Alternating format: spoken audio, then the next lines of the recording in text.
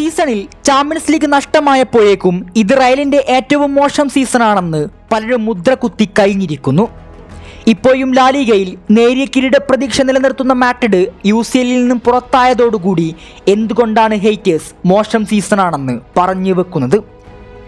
യൂറോപ്പിലെ ഏറ്റവും മികച്ച ടീമുകൾ കൊമ്പുകോർക്കുന്ന ലീഗിൽ കൺസിസ്റ്റന്റായി മികച്ച പ്രകടനം പുറത്തെടുക്കലും 15 തവണ UCL കിരീടം നേടലുമെല്ലാം അല്പം ബുദ്ധിമുട്ടേറിയതാണ്. അതാണ് റിയൽ മാഡ്രിഡ് വർഷങ്ങളായി നിസാരമായി ചെയ്യുന്നത്.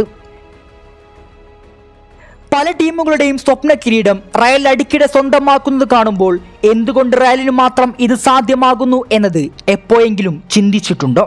മികച്ച താരങ്ങളെ ടീമിലെത്തിച്ച് കളിപ്പിക്കുന്നതിലും പുറമെ അവർ ചുമതലപ്പെടുത്തുന്ന മാനേജർമാരും അസാധ്യ മികവുള്ളവരായിരുന്നു.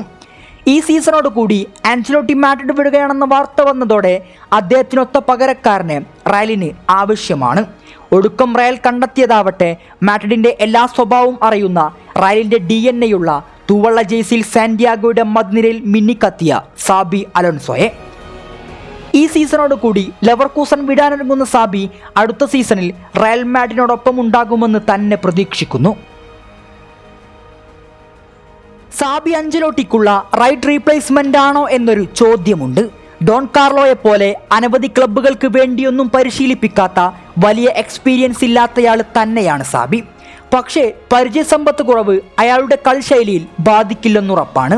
പെപ്പും ഡോൺ കാർലോയും മൗറിന്യോയും റാഫേൽ ബെൻഡസും അങ്ങനെ സാബിക്ക് തന്ത്രം മെനഞ്ഞ് നൽകിയ പരിശീലകരെല്ലാം ക്ലബ് ഫുട്ബോളിലെ ഏറ്റവും മികച്ച മാനേജർമാരാണ്.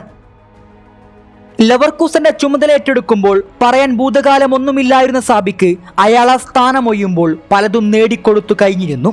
ചരിത്രത്തിൽ ഇന്നേവരെ ഒരു ലീഗ് കിരീടം പോലും ഇല്ലാത്തവർക്ക് ചരിത്രം തിരുത്തിക്കുറിച്ച് ബുണ്ടസ് ലീഗയുടെ ജേതാക്കളാക്കിയാണ് മാഡ്രിഡിലേക്ക് സാബി കടന്നു വരുന്നത്.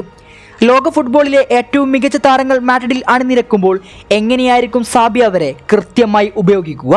എംബാപ്പയും വിനിയും ജൂഡും റോഡ്രിഗോയും അങ്ങനെ അടങ്ങുന്ന സ്വപ്ന സ്ക്വാഡുമായി മാഡ്രിഡിലെ പ്രശ്നങ്ങളെ പരിഹരിക്കാൻ അയാൾക്കാകുമോ? ആൻചലോട്ടിക്ക് കീഴിൽ 4-4-2-ലും 4-2-3-1-ലും എല്ലാം കളിക്കുന്ന റയൽ സാബിയുടെ ഗെയിം പ്ലാനിനോട് പെട്ടെന്ന് അഡാപ്റ്റ് ആകുമോ എന്നും നോക്കിക്കാണേണ്ടതുണ്ട്.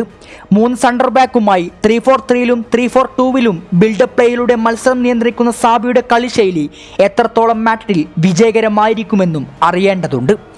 സാബിയുടെ പ്ലേയിങ് സ്റ്റൈലിനോട് മാഡ്രിഡ് താരങ്ങൾ പെട്ടെന്ന് അഡാപ്റ്റ് ആകാൻ സാധിച്ചാൽ റയലിൽ ഒരു വിപ്ലവം തന്നെ അയാൾ തീർക്കുമെന്നുറപ്പാണ്. ലെവർകൂസനിലെ തൻ്റെ 2ാം സീസണിലും ടീമിനെ 2ാം സ്ഥാനത്തേക്ക് എത്തിക്കാൻ അയാൾക്ക് സാധിച്ചിട്ടുണ്ടെങ്കിൽ റയലിലേക്കുള്ള സാബിയുടെ വരവ് വെറുതെയായിരിക്കില്ല.